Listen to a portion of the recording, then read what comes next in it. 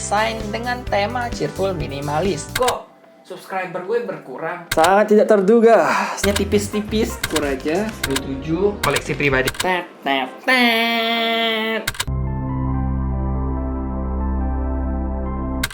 Halo Glovers, bersama gue Rio. Nah, di video kali ini gue akan ngebahas sebuah buku, yaitu ini. Ya, bukunya Agatha Christie yang berjudul Setelah Pemakaman, After the Funeral. Tidak gue. Nah, kurang lebih begini plot ceritanya. Kita langsung aja, tanpa bertele-tele. Ada seorang pria kaya bernama Richard bla bla bla lah, nama belakang keluarganya itu gue lupa. Dia meninggal dan mewariskan banyak harta. Nah, terus anggota keluarganya ini agak klise atau bisa dibilang udah klasik lah. Ini cerita tentang perebutan harta oleh anggota keluarga. Terus ketika pembagian harta warisan tersebut, ada seorang adiknya perempuan yang bernama Cora ini tanpa sengaja mengungkapkan sebuah pernyataan kalau kayak gini nih. Lah, kakak bukannya dibunuh kan? Nah, sesimpel itu. Dia kayak blak-blakan, orangnya kayak blak-blakan aja. Kayak dia kepikiran apa, dia ungkapin aja. Bukannya kakak dibunuh ya? Nah, itu kayak bikin anggota keluarga yang lain itu langsung kayak natapin.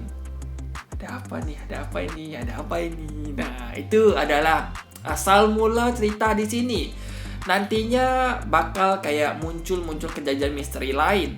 Setelah si Cora berkata begitu, hari berikutnya entah bagaimana dia ditemukan meninggal di rumahnya, di kontrakannya, ditemukan oleh teman sekamarnya dalam kondisi mengenaskan, di mana berdasarkan keterangan polisi dia ini merupakan korban dari perampokan. Jadi ada perampok masuk rumah, terus kebetulan dia ada di sana, dan karena udah melihat wajah perampok atau gimana gitu, akhirnya si Cora ini dibunuh dengan sadis pakai kampak.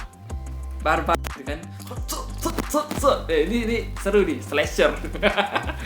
Nah, terus muncul kejadian lain lagi hari berikutnya. Hari berikutnya muncul kejadian lagi. Setelah kematian Cora secara misterius, setelah menghadiri pemakaman kakaknya, adik iparnya atau gimana gitu datang untuk kayak beberes-beresin barang-barang, mengatur pemakaman juga dan sebagainya. Di sana kan dia datang ke rumahnya Cora dan ada teman sekamarnya. Terus teman sekamarnya ini bernama gue lupa, gue cek dulu. Miss Gilchrist, ya gitulah pokoknya teman sekamarnya. Terus si teman sekamarnya ini memperoleh semacam paket, isinya itu kue pernikahan gitulah. Kayak ada tetangga nikah atau temen nikah atau orang yang dikenal nikah. Biasanya itu kalau tradisi di Eropa gitu kayak ya bagi-bagiin kayak hadiah cenda mata pernikahan gitulah. Kalau di Indonesia itu kayak kita bagiin, ada yang bagiin kipas lah, inilah itulah ya, kayak gitu. Ini dikirim ke rumahnya gitu dalam bentuk paket. Dan ini kue, potongan kue pernikahan gitu. Dan si cewek ini teman sekamarnya nyoba dan akhirnya dia keracunan. Nah, ini nih rentetan kejadian ganjil setelah si Cora ini mengucapkan kalau kakaknya dibunuh, dia kemudian dibunuh, dan teman sekamarnya direncanakan kayak mau dibunuh. Akhirnya pengacara keluarga itu kayak mengutus atau pergi ke si Hercule Poirot, si detektif ini yang sudah terkenal. Dan si Hercule Poirot lagi kayak masa-masa pensiun. Sebenarnya dia gak menerima benar-benar fix buka pekerjaan lagi secara resmi, cuma karena ini permintaan temen, ya orang dalam istilahnya.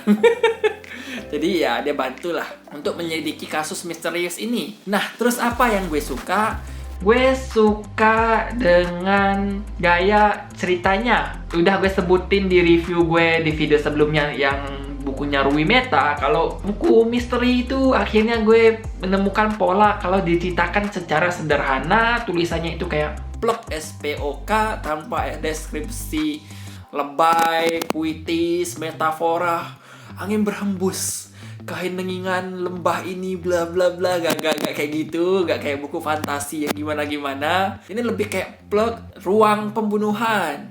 Rumahnya Cora dideskripsikan, jadi kayak rumahnya berantakan, dia suka melukis, terjajar lukisan-lukisan hasil guratanya si Korra dan sebagainya, teman sekamarnya, mereka tinggal dalam satu rumah dan sebagainya. Ya sesingkat itu aja. Nah, kayak sesimpel itu. Nah, kayak tapi di kalimat-kalimat tersebut disisipin petunjuk misalnya paket yang diterima memiliki label cap pos gitulah, stempel pos, tapi stempel posnya itu kayak pudar. Nah, itu mulai mencurigakan. Atau ketika Korra berkata bukannya kakak dibunuh, nah terus dikatakan juga kerabat keluarga yang lain saling melirik, ada yang berekspresi begini.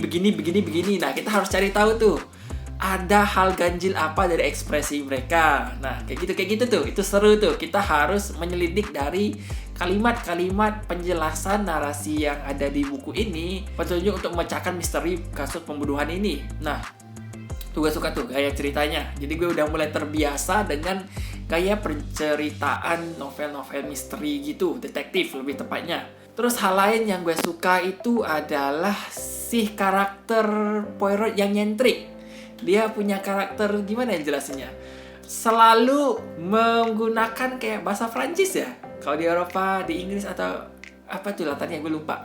Di cerita ini latar lokasinya kayak pedesaan, cuman gue lupa tepat spesifiknya itu di mana, kayak di desa di Inggris gitulah pokoknya di Eropa. Nah, ketika kayak ngumpulin saksi mata, ngumpulin petunjuk, mengungkapkan misteri, dia selalu kayak agak narsistik dan nyentrik, selalu berpakaian dengan mencolok, melakukan gerakan-gerakan mencolok.